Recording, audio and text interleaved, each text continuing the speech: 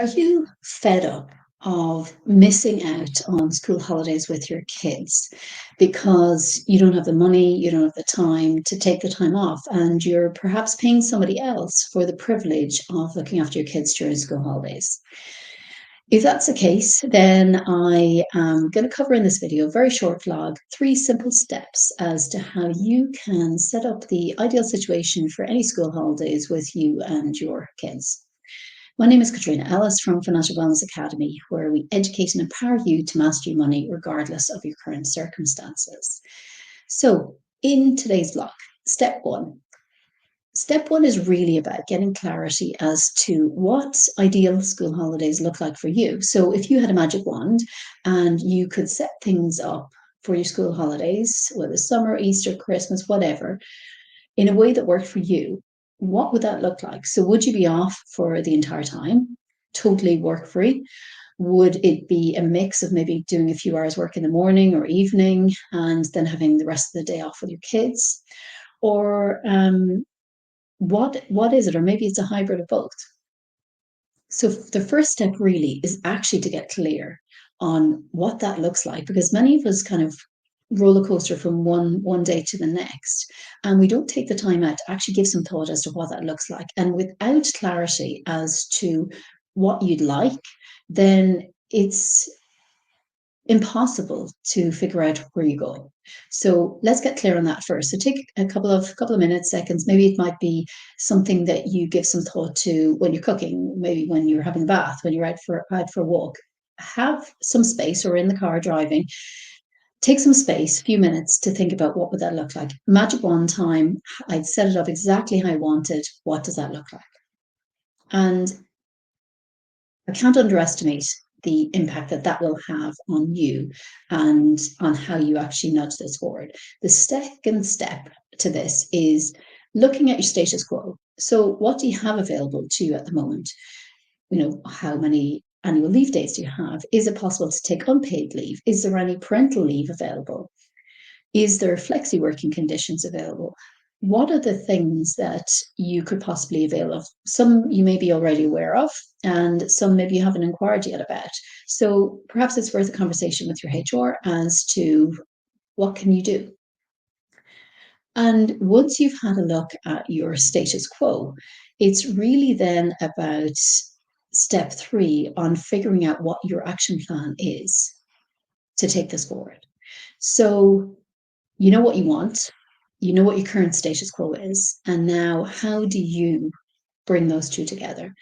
And bringing those two together for some might be quite simple, and for others, it might be quite a number of steps, and it might take a little bit of time to get you there.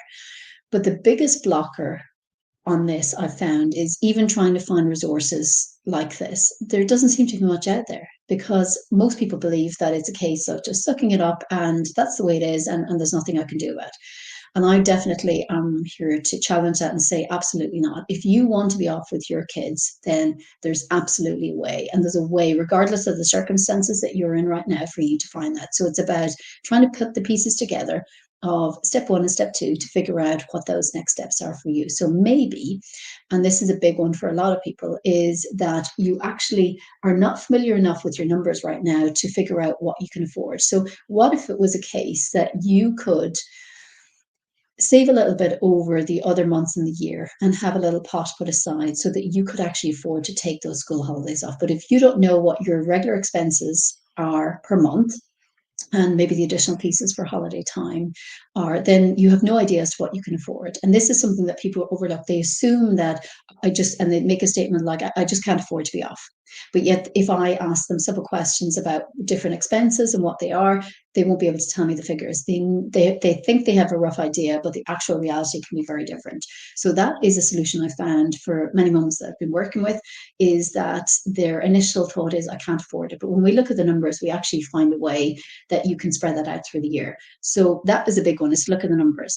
The next one really is, in terms of priorities or your values, what's really important to you? Is it more important that you have your 2-3 holidays abroad per year, or is it more important that you have time with your children, even if it's at home and you're doing things locally for a smaller cost? And for me, it will be the latter. So if I have to make a choice between having holidays abroad and having time off with my kids, it'll be time off with my kids, because I know, regardless of the weather, which is something we have challenges with, um, I can create precious memories with them and make some really lovely times and spend some holiday time together, regardless of where I am.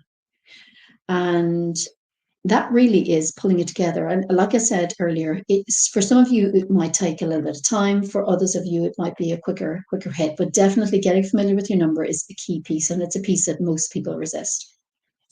So, in terms of the bonus step I mentioned, I had an experience recently in Easter holidays when, due to a big financial loss I had in property, things were really tight, and I couldn't do the normal holiday things that I would do with the kids. I was very upfront with them, and without scaring them, that things we weren't going to do holidays in the same way we had previously. So we found different things, and when I was paying attention to what they wanted, they had said little things throughout the previous weeks of recipes they wanted to try, places they wanted to go, people they wanted to catch up with. And so I plugged those things in during the weeks of holidays, and we got all those little things done. So it was lots of things ticked off the box.